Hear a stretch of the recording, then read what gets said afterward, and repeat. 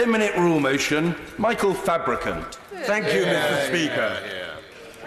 In this year that the government has designated the Year of Green Action, I beg to move that leave be given to bring in a bill to make provision for the periodic updating of the Ancient Woodland Inventory for England. Now, colleagues may be relieved to learn that this bill is all bark and no Brexit, so it's going to be a change. As any member of this House who has watched my recent videos on YouTube explaining parliamentary committees will know, I'm a tree hugger, and I'm proud of it. That's why I'm a member of the all-party parliamentary group for ancient woodlands and veteran trees, so ably led by my honourable friend, the member for Taunton Deane, because I'm fighting to save them, all of them. Ancient woodlands are an irreplaceable habitat and cover only 2.6% of land in the UK. But that's 2.6% that we know of, Mr. Speaker. There could be a lot more.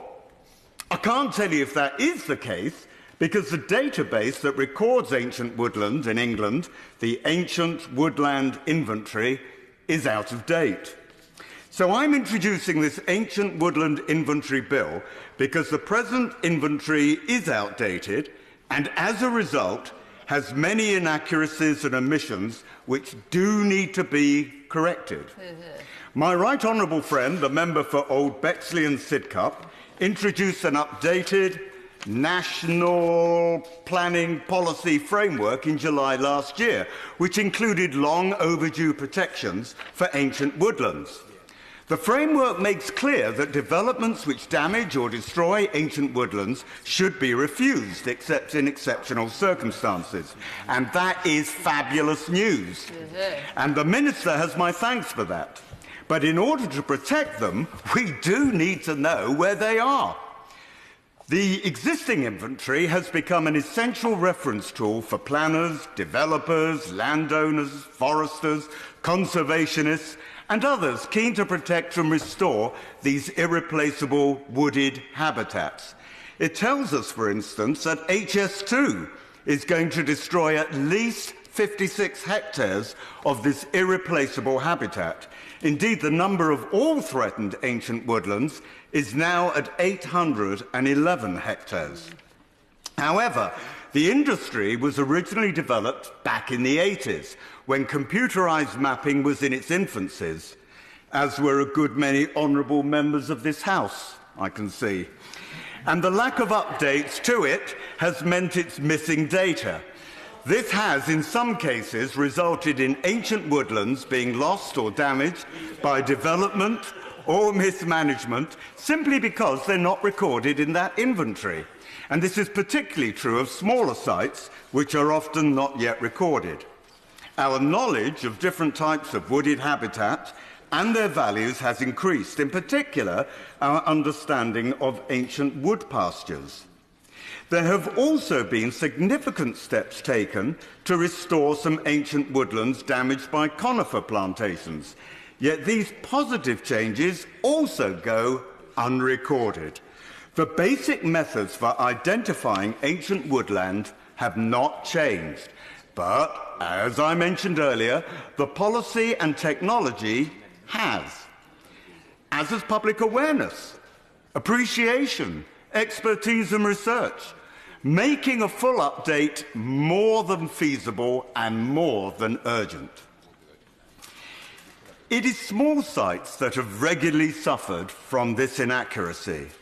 There are few sites smaller than 2 hectares, that's 5 acres in old money, so not that small, recorded in the inventory. Yet we know they exist, and they are often the most at risk of loss or damage.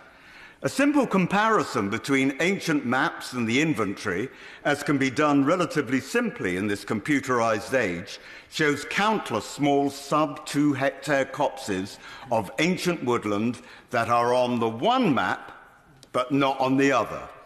Unregistered, unprotected, gone. And that is the wrong attitude. So give us examples, I hear you cry. Give us examples. I will. In the Derbyshire Dales, just 2 months ago, a 1.25 hectare wood, that's 3 acres, stood for sale near the village of Middleton. On either side of it, ancient woodlands of some 40 hectares still stand proud. In the middle, this little clump lies forgotten. Its size means it doesn't come up on the current inventory, so any planner or developer wouldn't notice it and could well decide to cut it down and put up some houses, caravans, or even glamping pods amongst its hallowed groves. And they could do so unimpeded. 3 acres is significant. But it appears on ancient maps dating back to the 1600s, so it is ancient. If it's on those ancient maps, it should be available on the inventory to planners.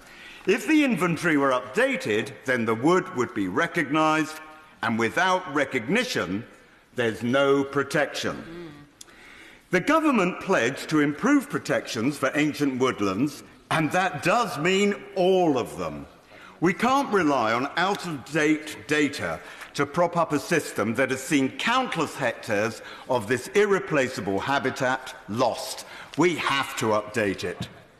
Now, I don't intend this to be any sort of blocking bill to good, well-sited and much-needed construction. I merely wish to ensure that the protection we've pledged ourselves to provide is backed up by the information required to make such protection real and meaningful on the ground. Indeed, this will actually help speed up development, helping to avoid lengthy disagreements and costly proposals that have been put forward on incorrect and outdated evidence. Much of my own constituency of Lichfield is filled with wonderful ancient woodland, which provides so many benefits with so much public good, which just can't be replaced. Untilled soil capable of strong carbon and providing a nutrient-rich mix for thousands of species of plant, fungi and lichen, ancient oaks, alder, hazel and birch, which provide the very air we breathe and the food and shelter for the creatures we care about. These and so much more may be lost.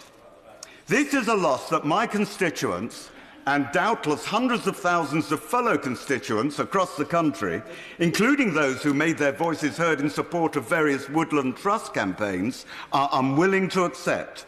This is what the bill will address.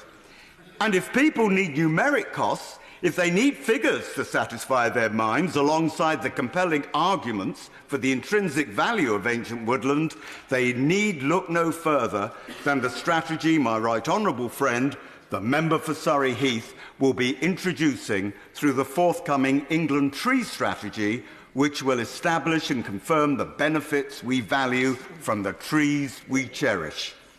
Then they may see for themselves the irreplaceability of these ancient woodlands in the numbers they well understand. Frustratingly, ancient woodland inventories are a devolved matter. So that is why this bill applies to England only. But honourable members from across this House have kindly co-sponsored this bill, and I would hope that they might provide the necessary leadership so that the devolved administrations can update their own inventories in my beloved Wales, as well as Scotland and Northern Ireland. So I introduce this bill now.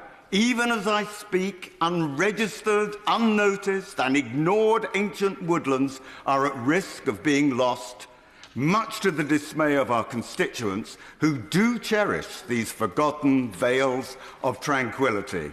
Only by updating the inventory will this not happen.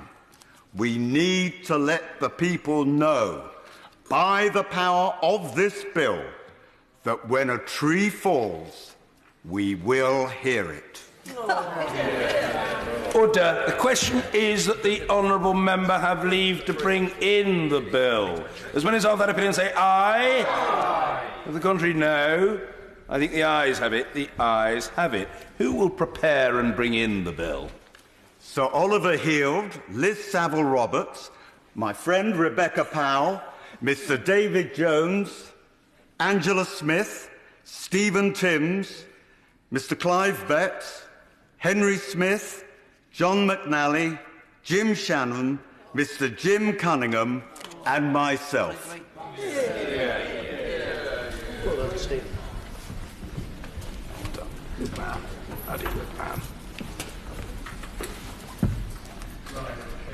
Michael Fabricant.